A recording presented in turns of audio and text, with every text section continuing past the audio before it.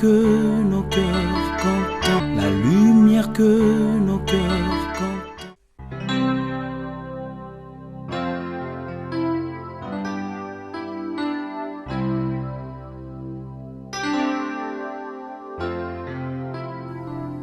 Tu es le fidèle compagnon qui nous rassure dans le parcours, et c'est l'éclat de ta beauté qui éclaire le chemin de ma vie. Et comme une brebis fragile, je trouve ma force dans la chaleur de tes bras de bon berger.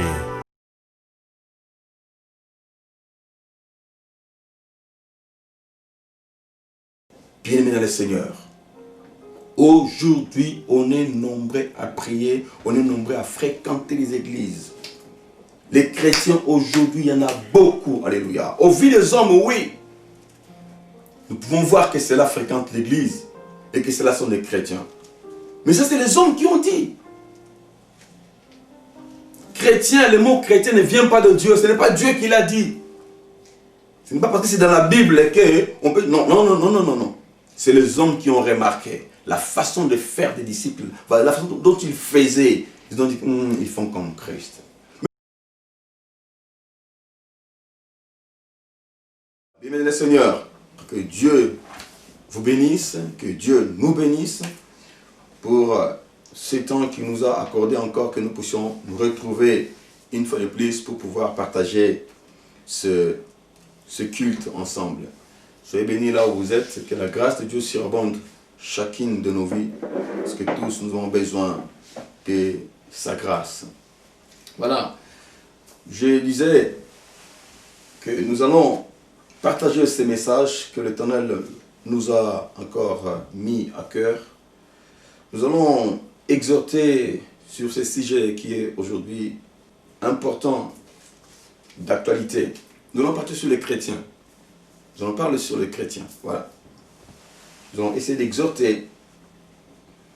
On va parler un peu des chrétiens que nous supposons être.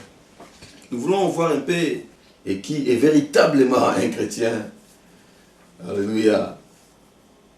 Nous allons le voir à partir de ces paroles de l'Écriture et tenter de comprendre en vérité qu'est-ce que la chrétienté. Mais Dieu est bon, Dieu est merveilleux. Et après avoir parlé avec beaucoup de certains bien-aimés dans nos exhortations, nos encouragements, dans nos rencontres, je sais que cela arrive à beaucoup des hommes de Dieu, des serviteurs et servantes de Dieu. Cela arrive beaucoup, et même aux fervents fidèles de Christ. Oui, dans nos entretiens, il arrive que nous puissions croiser les gens qui nous disent « Mais je suis déjà chrétien, je pars à l'église, je prie déjà. J'ai abandonné l'alcool, j'ai arrêté de fumer, je ne fréquente plus de boîtes de nuit, je n'ai plus de copains, de copines, je ne vis plus en concubinage. Bien, mais pasteur, qu'est-ce qu'il faut que je fasse encore? J'ai déjà arrêté toutes de mauvaises choses. Alléluia. Donc je ne vis plus comme autrefois. Je ne sors plus avec les maris d'autrui. Je ne sors plus avec les femmes d'autrui. Je ne veux plus en boîte de nuit. C'est ce que certaines personnes arrivent à déclarer quand nous arrivons à exhorter ou encourager, quand nous arrivons à prêcher des fois certaines personnes. Les gens arrivent à déclarer ces choses. Des déclarations comme cela, on les attend beaucoup. En tout cas, moi, pas plus tard que la semaine passée, il y a 2 semaines, je parlais encore avec une sœur. Il va peut-être se retrouver. Qui pouvait me dire, mais pasteur, j'ai déjà arrêté tout ça. Regarde, je ne fais plus ça. Je ne fais plus telle chose. Alléluia. Dieu est bon. Dieu est merveilleux. Nous ne sommes pas là pour nous juger les uns les autres, mais seulement nous voulons comprendre à la lumière de la parole qui est réellement un chrétien. Nous allons lire ces quelques portions des Écritures qui vont nous aider à partager un peu sur ces sujets. J'aimerais que nous puissions prendre nos Bibles, nous allons lire ensemble ces 2 passages des Écritures de l'Évangile. Voilà. On prend l'évangile selon Matthieu. Nous prenons Matthieu chapitre 19, à partir du verset 16 jusqu'au verset 30. Et nous prendrons aussi Jean chapitre 3, les versets 1 à 19. Nous pouvons faire la lecture. Dieu est bon, Dieu est merveilleux. Matthieu chapitre 19, nous commençons à partir du verset 16, notre lecture. Et voici un homme s'approcha et dit à Jésus, « Maître, que dois-je faire de bon pour avoir la vie éternelle ?» Il lui répondit, « Pourquoi m'interroges-tu sur ce qui est bon? Un seul est bon, si tu veux entrer dans la vie, observe le commandement. » « Lesquels ?» lui dit-il. Et Jésus répondit, « Tu ne tueras point, tu ne commettras point d'adultère, tu ne déroberas point, tu ne diras point de faux témoignages, honore ton père et ta mère, et tu aimeras ton prochain comme toi-même. » Le jeune homme lui dit, « J'ai observé toutes ces choses. Que me manque-t-il encore ?» Jésus lui dit, « Si tu veux être parfait, va, vends ce que tu possèdes, donne-le aux pauvres, et tu auras un trésor dans le ciel. Puis viens et suis-moi. » Après avoir entendu ces paroles, le jeune homme s'en alla tout triste, car il avait de grands biens. Jésus dit à ses disciples, « Je vous l'ai dit en vérité, un riche entrera difficilement dans le royaume des cieux. Je vous l'ai dit encore, il est plus facile à un chameau de passer par le trou d'une aiguille qu'à un riche d'entrer dans le royaume de Dieu. » Les disciples ayant entendu cela furent très étonnés et dirent, « Qui peut donc être sauvé ?» Jésus les regarda et leur dit, « Aux hommes, cela est impossible, mais à Dieu, tout est possible. » Pierre, prenant alors la parole, lui dit, « Voici, nous avons tout quitté et nous t'avons suivi. Qu'en sera-t-il pour nous ?» Jésus leur répondit, « Je vous l'ai dit en vérité, quand le Fils de l'homme, au renouvellement de toutes choses, sera assis sur le trône de sa gloire, vous qui m'avez suivi, vous serez de même assis sur 12 trônes, et vous jugerez les 12 tribus d'Israël. Et quiconque aura quitté à cause de mon nom ses frères ou ses sœurs, ou son père, ou sa mère, ou sa femme, ou ses enfants, ou ses terres, ou ses maisons, recevra le centuple et héritera la vie éternelle. Plusieurs des premiers seront les derniers, et plusieurs des derniers seront les premiers. Alléluia. Voilà, Jean chapitre 3, à partir du verset 1er jusqu'au verset 19. Mais il y eut un homme d'entre les pharisiens nommé Nicodème, un chef des Juifs, qui vint, lui, auprès de Jésus de nuit et lui dit, « Rabbi, nous savons que tu es un docteur venu de Dieu, car personne ne peut faire ce miracle que tu fais si Dieu n'est avec lui. » Jésus lui répondit, « En vérité, je te l'ai dit, si un homme n'est né de nouveau, il ne peut voir le royaume de Dieu. » Nicodème lui dit, « Comment un homme peut-il naître quand il est vieux? Peut-il rentrer dans le sein de sa mère et naître? » Jésus répondit, « En vérité, je te l'ai dit, si un homme ne naît d'eau et d'esprit, il ne peut entrer dans le royaume de Dieu. Ce qui est né de la chair est chair, et ce qui est né de l'esprit est esprit. Ne t'étonne pas que je t'ai dit, il faut que vous naissiez de nouveau. Le vent souffle où il veut, et tu entends le bruit, mais tu ne sais d'où il vient, ni où il va. Il en est ainsi de tout homme qui est né de l'esprit. » Nicodème lui dit, « Comment cela peut-il se faire ?» Jésus lui répondit, « tu es le docteur d'Israël et tu ne sais pas ces choses. En vérité, je te le dis. Nous disons ce que nous savons et nous rendons témoignage de ce que nous avons vu. Et vous ne recevez pas notre témoignage. Si vous ne croyez pas quand je vous ai parlé des choses terrestres, comment croirez-vous quand je vous parlerai des choses célestes?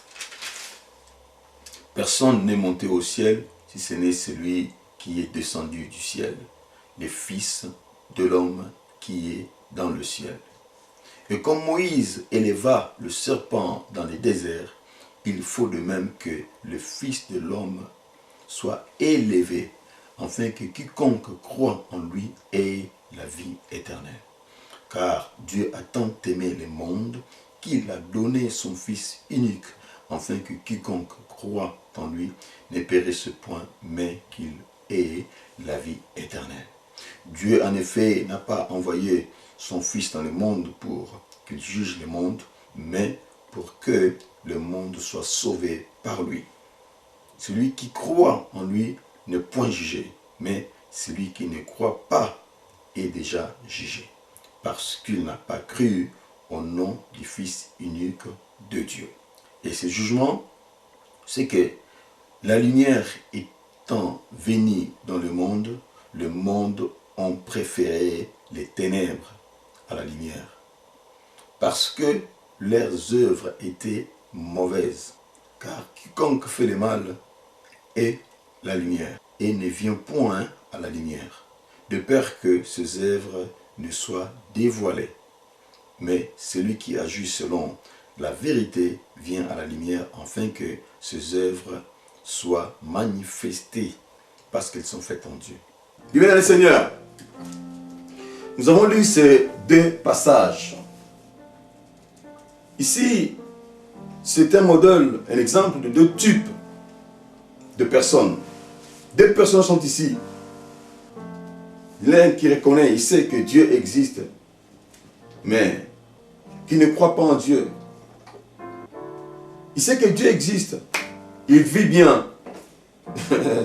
C'est un homme de bon cœur. Il pratique le bien.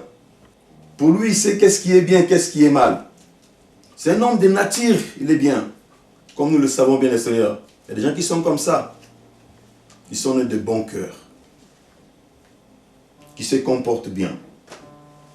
Mais sans pourtant connaître le Seigneur. Sans fréquenter l'église. Il ne fréquente pas l'église. C'est une personne qui n'a pas cru au Seigneur Jésus-Christ. Donc ici, nous avons affaire à un païen. C'est un païen, un homme qui vit comme tout le monde.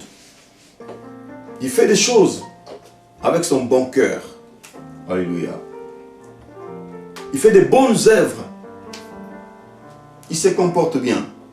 Mais il vient auprès du Seigneur Jésus-Christ, il va poser la question.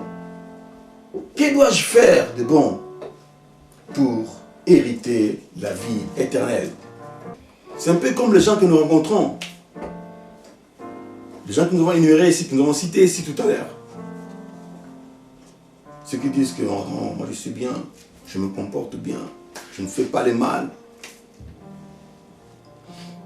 C'est un peu comme ces gens. Des gens comme ça existent.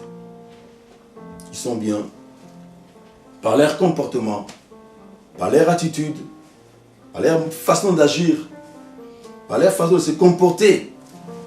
Ils sont bien. Ils sont nés comme ça. Des gens comme cela existent.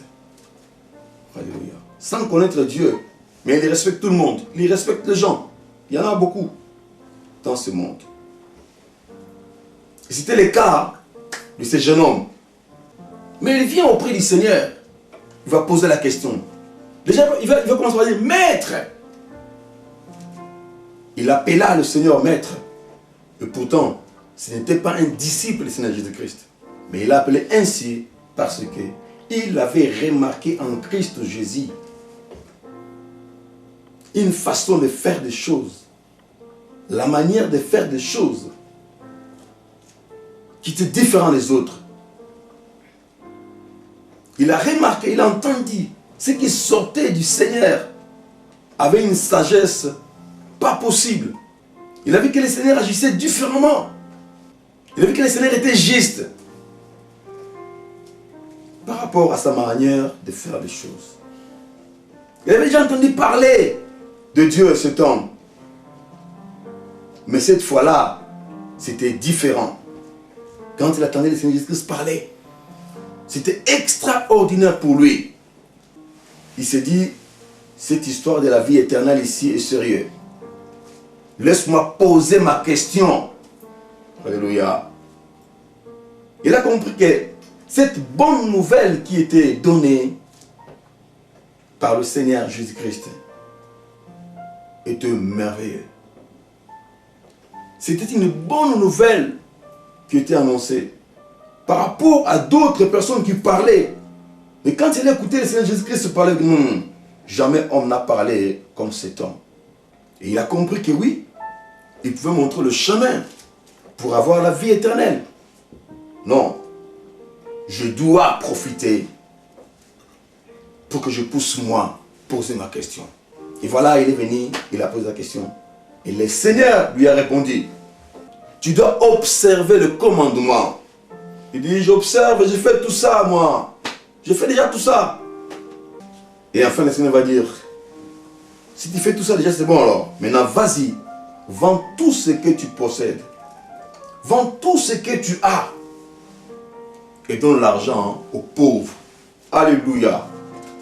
Ah, là, les choses se sont compliquées pour ce jeune homme riche. Parce qu'on a touché là où se trouvait son cœur. On a touché là où se trouvait son trésor. C'est qu'il ne pouvait pas s'en séparer. Se séparer de tout ce qu'il était cher pour lui. Ça, pour lui, c'était difficile. Les jeunes hommes pouvaient tout faire. Ils pouvaient faire du bien aux gens. Se comporter comme il fallait. Mais quand il fallait se séparer de sa richesse, quand il fallait abandonner sa richesse, cela, c'était impossible pour lui. Il ne pouvait pas le faire. Alléluia. Alors voyons ce deuxième type de personne, de personnage, qui est la personne de Nicodème. Nicodème aussi, dans Jean chapitre 3, où nous avons lu, il vient pareil vers le Seigneur. Et Nicodème ici est l'image d'un chrétien, soi-disant une personne qui fréquente l'église, une personne qui vit déjà à l'église. Et Nicodème va venir vers le Seigneur, supposant connaissant Dieu. Et lui aussi vient à son tour vers le Seigneur, mais il vient de nuit. Nicodème vient de nuit pour ne pas se faire remarquer. Parce que Nicodème était connu comme docteur de la loi. Il devait connaître toutes ces choses. Mais il vient la nuit pour que personne ne le voie. Nicodème est venu vers le Seigneur parce que lui-même il a remarqué que non. Celui-ci, à la manière de faire les choses, la parole prêchée, l'enseignement qui est donné, et les miracles qui accompagnaient, ne peut être que le Messie.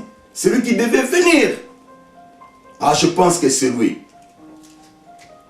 Convaincu par les discours du Seigneur, convaincu par les signes, les prodiges, les miracles qui accompagnaient la parole du Seigneur Jésus-Christ, Nicodème n'a pas eu honte. Nicodème est venu vers le Seigneur. Pour pouvoir poser la question. Mais lui, il est venu. Avant même de poser sa question, il a commencé par donner des éloges au Seigneur. Oh non, la façon dont tu prêches, comment tu parles, comment est-ce que les miracles se font, tu ne peux être qu'un envoyé de Dieu, quelqu'un qui vient de la part du Seigneur. Mais écoute, le Seigneur va lui aller droit au but. Le Seigneur va lui répondre directement à une question qu'il n'avait même pas posée encore. Christ va lui dire, écoutez, si une personne naît de nouveau, il ne peut voir le royaume de Dieu.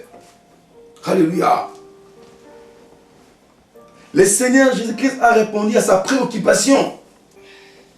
Mais ce qui importait pour Nicodème, c'était ça. Il dit, en vérité, je te le dis, si un homme n'est né de nouveau, il ne peut voir le royaume de Dieu. Bien-aimés dans le Seigneur, je disais, dans la chrétienté, il est question du royaume de Dieu. Dans le christianisme, il est question du salut. Alléluia. Et le salut ne se voit pas avec l'œil physique. Le salut se voit avec l'œil spirituel. C'est spirituellement qu'on peut comprendre les choses de Dieu. C'est spirituellement qu'on peut discerner la parole de Dieu. Oh, nous parlons des chrétiens. Notre thème aujourd'hui, c'est les chrétiens. Alléluia. Aujourd'hui, on parle des chrétiens dans le monde entier. Quand on parle des religions, il y a aussi le christianisme dedans. Mais qu'est-ce qu'est le chrétien? Qui est un chrétien? Quelle est l'origine du chrétien? Laissez-moi vous relater un peu que c'était pour la première fois à Antioche qu'on a appelé les disciples chrétiens. On a vu la manière de faire des disciples, comment ils faisaient, comment ils se comportaient. Alléluia. Et c'est les païens, c'est les hommes qui les ont appelés ainsi. Voilà. Ils font à la manière du Christ. Parce que chrétien veut dire comme Christ. À la manière du Christ. On a vu leur comportement, leur attitude. Alléluia. On a vu leur apparence, leur manière de faire les choses. Ils faisaient comme le Seigneur Jésus-Christ. Alléluia. Mais là, c'est l'homme qui a vu. Avec l'œil physique.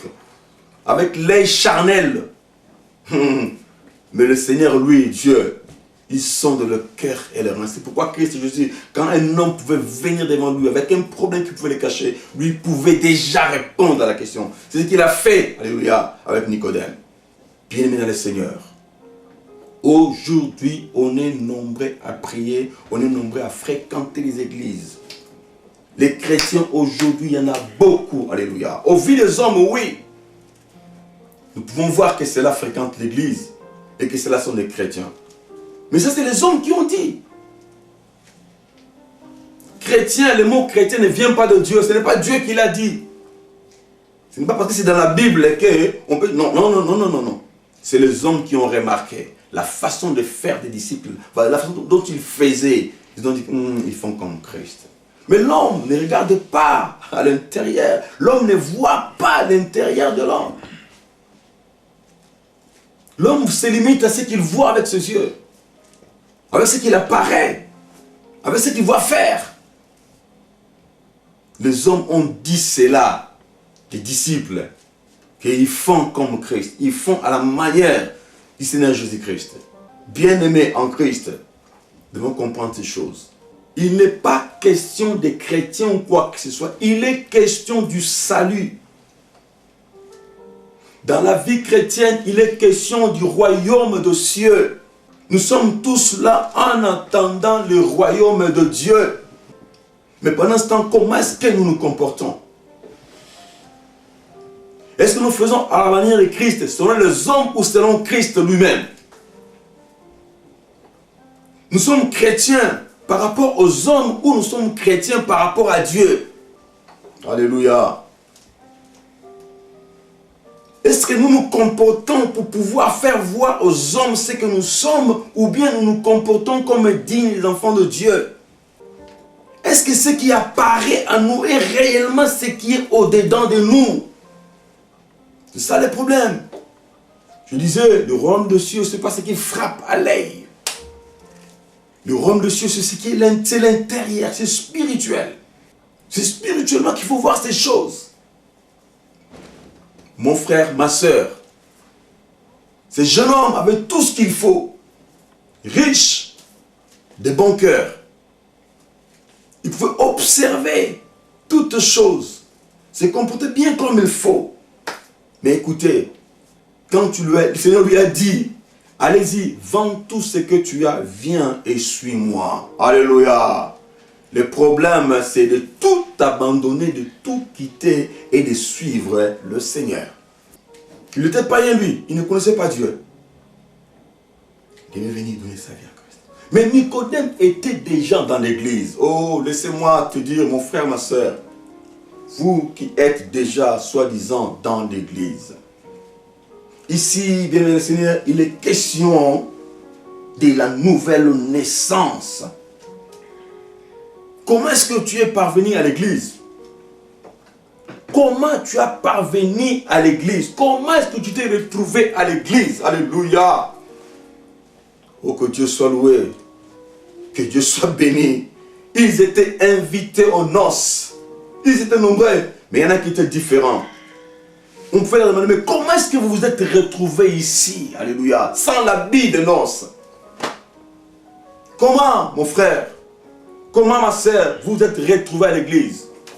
Comment est-ce que vous êtes chrétien? Par quel moyen? Vous êtes réellement chrétien. Alléluia.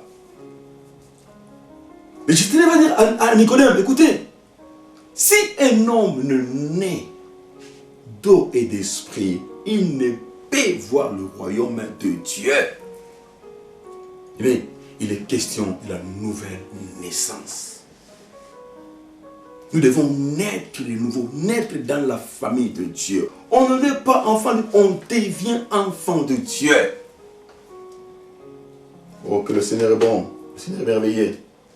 Dans Jean même, au chapitre 1er, Jean chapitre 1er, versets 12 et 13, il est écrit ceci. Mais à tous ceux qui l'ont réussi, à ceux qui croient en son nom, il a donné le pouvoir de devenir enfants de Dieu. Oui, lesquels sont nés, non du sang, ni de la volonté de la chair, ni de la volonté de l'homme, mais de Dieu. À tous ceux qui l'ont réussi, à tous ceux qui croient en son nom, il leur a donné le pouvoir de devenir enfants de Dieu. Mon frère, ma soeur, il est question, je disais, de la nouvelle naissance. Il faut naître dans la famille de Dieu. De la même façon, je suis né dans la famille de Mateta, Makita, Nzeyo. Je dois naître dans la famille de Christ. Et pour naître dans la famille de Dieu, il faut recevoir Christ comme son Seigneur et son Sauveur. Alléluia. Oui, naître de nouveau, c'est le renoncement de soi. Tu dois renoncer à ton identité, à ce que tu es, à la façon dont tu es né. Tu dois renoncer à cela, tu dois accepter Christ. Tu dois accepter Christ, tu dois tout abandonner, venir vers moi et me suivre. Alléluia. Un véritable chrétien, c'est celui qui a donné sa vie à Christ. Et qui a pris Christ non seulement comme son sauveur, mais Jésus-Christ est son maître. Il est aussi son Seigneur. Alléluia. Il est disciple. Alléluia. Un chrétien, c'est un disciple. Un disciple, c'est celui qui a un maître, qui écoute son maître. Il reçoit l'instruction de son maître. C'est cela un disciple. Nous devons devenir comme Christ, à la manière de Dieu, comme Dieu voit. Ce n'est pas à la manière des hommes. Nous devons être des chrétiens, nous devons être à la manière de Christ, comme veut le Seigneur, non pas comme nous voulons. Alléluia. Mon frère, ma soeur, tu ne vas pas mener ta vie chrétienne comme toi tu veux. Non, nous menons notre vie chrétienne par rapport à la parole que Dieu nous a donnée. Nous devons nous mettre en conformité avec sa parole. Alléluia. Et le témoignage véritable d'un chrétien vient de Dieu. Ça ne vient pas des hommes. Moi, je peux aujourd'hui t'apprécier, je peux t'admirer. Ce frère-là est zélé, cette sœur est magnifique. Regarde comment elle se comporte. Moi, je ne vois que ce qui est à part. Alléluia. Et ce que je peux connaître. C'est ce que les hommes ont dit. Mais c'est Dieu et Dieu seul qui connaît véritablement, alléluia, chacun de nous qui il est. Et nous venons aujourd'hui avec ces paroles pour que nous puissions nous remettre en question. Alléluia. Nicodème était déjà à l'église. Nicodème, c'était déjà un croyant, un docteur. Mais il ne connaissait pas ces choses. Bien, ça sont des choses que nous devons déjà connaître. On doit déjà connaître ces choses. Mais aujourd'hui, nous voyons des choses, quand on voit des choses qui se font, alléluia, quand on voit le comportement des choses dans les chrétiens, on se pose des questions, on se dit, mais attendez, mais qu'est-ce qui se passe? ou on est chrétien ou on ne l'est pas. Bien-aimés dans le Seigneur, en tant que chrétiens, comment est-ce que nous vivons? C'est que Dieu veut et que nous ne sommes pas le Alléluia, Seigneur Jésus-Christ comme le modèle. Alléluia. Ce que Dieu attend de vous et moi est que nous puissions prendre la personne de Christ comme notre modèle. Nous devons faire à la manière de Christ. Comment est-ce que Christ faisait? Comment est-ce que Christ faisait? Nous devons imiter le Seigneur Jésus-Christ, l'apôtre, pour dire, imitez-moi parce que moi je suis imitateur de Christ. Le modèle par excellence que nous avons, c'est le Seigneur Jésus-Christ. Comment est-ce que nous nous comportons aujourd'hui? Oui, mon frère. Oui, ma sœur. Il n'est pas question d'abandonner. Non, il est question de naître de nouveau. Il faut que nous puissions donner notre vie à Christ. Que Christ puisse prendre le contrôle de nos vies. Et que Christ puisse nous conduire en tout et pour toutes choses. La finalité est que nous puissions dire que ce n'est plus moi qui vis, mais c'est Christ qui vit en moi. Pour que tu puisses dire comme cela, tu dois te laisser entre les mains du Seigneur. Écouter ses enseignements, te laisser former, pour te laisser transformer. Alléluia. Le Seigneur a appelé les disciples, des pêcheurs des poissons qu'ils étaient. Il leur a dit, venez, je ferai de vous des pêcheurs d'hommes. Nous venons tels que nous sommes. Mais quand nous restons au pied du Seigneur, au pied du Maître, c'est alors que nous apprenons. On apprend comment est-ce que nous pouvons vivre avec le Seigneur. Bien aimé le Seigneur, on ne connaît pas ces choses, on ne connaît pas tout, on ne sait pas tout. Mais quand nous venons auprès du Seigneur, nous nous asseyons et nous apprenons, nous recevons, nous écoutons de Dieu, c'est alors que la transformation peut... Les disciples, mais qui va être vraiment sauvé? Qui va hériter le royaume? Ils ont dit que c'était difficile, mais il leur a dit, écoutez, au vu des hommes, cela est difficile, mais avec Dieu, tout est possible. Le salut, ce n'est pas l'homme, non. Ce n'est pas par les œuvres, non. Le salut, c'est Dieu qui nous l'accorde. Tout ce que le Seigneur a voulu montrer au jeune homme là pour lui dire que non, non, écoutez, les saluts ne s'achètent pas, les saluts ne se méritent pas. Ce n'est pas parce qu'on fait telle chose qu'on peut avoir le salut. Non, ce n'est pas ça. Les saluts, nous l'avons par grâce parce que Dieu a tant aimé le monde, il a donné son Fils unique afin que quiconque croit en lui ne périsse pas, mais qui ait la vie éternelle. C'est par la grâce que nous avons le salut. Nul d'entre nous ne peut se forcer par ses œuvres, par ses comportements, par sa manière de faire des choses pour pouvoir hériter Rome. Écoutez, les gens que nous disons aussi tout à l'heure, ils sont bien, ils sont nés comme ça, de bon cœur, ils font de bonnes choses. Donc, écoutez, ils peuvent être comme ça, être bons, mais écoutez, pour le royaume de cieux, pour hériter le royaume, comme ce jeune homme, il fallait d'abord suivre la parole de Dieu et donner sa vie à Christ. C'est Christ qui nous donne la vie éternelle. On ne reçoit pas la vie éternelle, on ne reçoit pas le royaume parce que on a fait ceci ou on a fait cela. Non, nous recevons le royaume parce que c'est Dieu qui nous le donne. C'est Dieu qui nous le donne. Nous devons venir en Christ, donner notre vie en Christ pour pouvoir nous laisser transformer. Écoutez, la vie chrétienne, alléluia, le royaume de cieux, c'est le renoncement de soi-même. Nous devons renoncer à ce que nous sommes, renoncer à ce que nous avons, alléluia, et accepter la vie de Christ. Il est question, mon frère, ma soeur, que tu puisses te laisser entre le sainte divine main de Dieu et que Dieu fasse de toi ce qu'il veut. Le point avec l'homme, c'est cela. Nous ne voulons pas nous laisser entre le sainte divine main de Dieu. Nous ne voulons pas avoir les traitements de Dieu. Oui, il est vrai, cela est dire, cela n'est pas facile. Mais avec le Seigneur, c'est lui qui rend toutes choses possibles. C'est le Seigneur Jésus-Christ qui rend toutes choses possibles. Alléluia. Ce n'est pas de nous-mêmes. Ce n'est pas par tes efforts. Oui, si c'est pour nous, par rapport à nous, cela est difficile, cela est impossible. Si le royaume des cieux dépendait seulement des hommes, mon frère, ma soeur, je vous dis, cela serait impossible pour que les royaumes.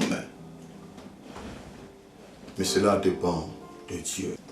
il faut mitika na maboko ya nzambe ondimi nzambe lokola mokonzi mobikisi mitika na maboko ya nzambe nzambe asala na yo oyo alingi bomo ya seko eza facilité mpona komona na miso bato eza facilité mais soki omitiki soki tomitiki na maboko ya nzambe nzambe ndimaka kopesa biso bomo bamona kona miso ya moto te bamonaki badisciple leur façon de faire leur manière de faire des choses oh Christ même motema bamonaki mitema na bango te. Or Dieu est celui qui sonde le cœur et les reins autant moto oza pa nzambe likambo songolo nzambe azotaka likambo mamona likambo o moto ayeli azotalisa ye ce qu'il faut réellement. Alléluia. Il ne voit pas à la manière des hommes mais osambelaka oza mondimi selon batu toza mondimi selon nzambe. Je disais, il faut que nous arrivions à dire que non, ce n'est plus moi qui vis, mais c'est Christ qui vit en moi. Pour que cela arrive, pour témoigner salement, il faut omiti kanaboko nzambe. Nzamba façonné, nzamba salayo. Alléluia. Il faut l'ongwa oyo salaki okoma nzambe alingi okoma. Très important.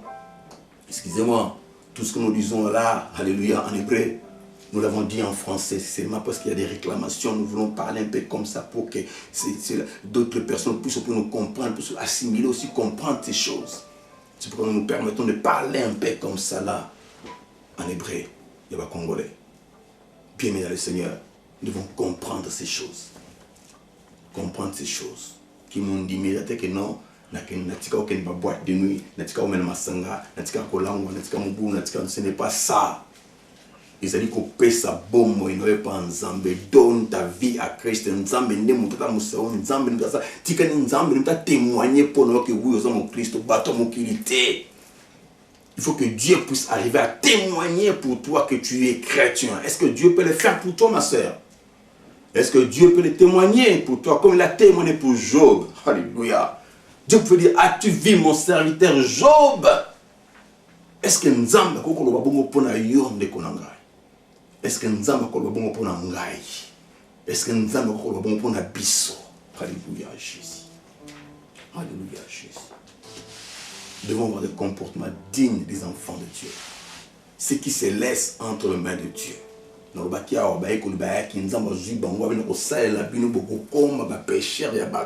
alléluia. Bamitika ki na boko na nzambe et nzambe zwaki bango Yesu a formé bango, a forgé bango, a changé bango et puis ba komi ko sali na nzambe. Pierre pouvait dire oui, nous avons tout quitté, nous avons tout abandonné, maintenant nous t'avons suivi. Mais quel sera notre sort? Alléluia. Le Seigneur a dit écoutez, personne ne pourra quitter quoi que ce soit et recevoir au centuple dans ce siècle-ci et à l'avenir la vie éternelle. Le Seigneur a dit même que puisque vous avez tout quitté, vous m'avez suivi, quand je serai sur mon trône, vous serez aussi sur le trône. Alléluia. Et vous jugerez avec moi Israël. Bien-aimés dans le Seigneur, comprenons ces choses. Il est question que nous puissions nous laisser entre les saintes mains de Dieu et que lui, Dieu fasse de nous ce que nous devons être. Aux vies des hommes, cela est difficile, mais pour Dieu, cela est facile. Dieu peut le faire pour toi, ma sœur. Dieu peut le faire pour moi. Dieu peut le faire pour nous. Si nous nous laissons sous la main puissante de Dieu, Dieu est capable de nous changer. Dieu est capable de faire des choses. Ce n'est pas par nos efforts. On va voir que c'est difficile parce que nous pensons que c'est à nous de faire. Non, non, non, non, non. Ce n'est pas à vous et moi de le faire, mais c'est le Seigneur Jésus-Christ qui fait de nous ce qu'il veut que nous puissions être. Oh, que Dieu soit loué, que Dieu soit béni. Béni soit le Seigneur. J'aimerais que nous puissions prier. J'aimerais que tu puisses prier. Alléluia.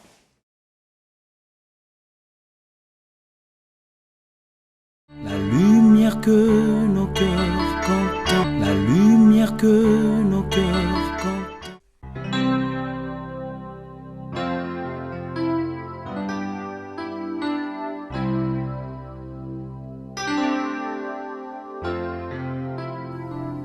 Tu es le fidèle compagnon qui nous rassure dans le parcours, et c'est l'éclat de ta beauté qui éclaire le chemin de ma vie. Et comme une brebis fragile, je trouve ma force dans la chaleur de tes bras de bon berger.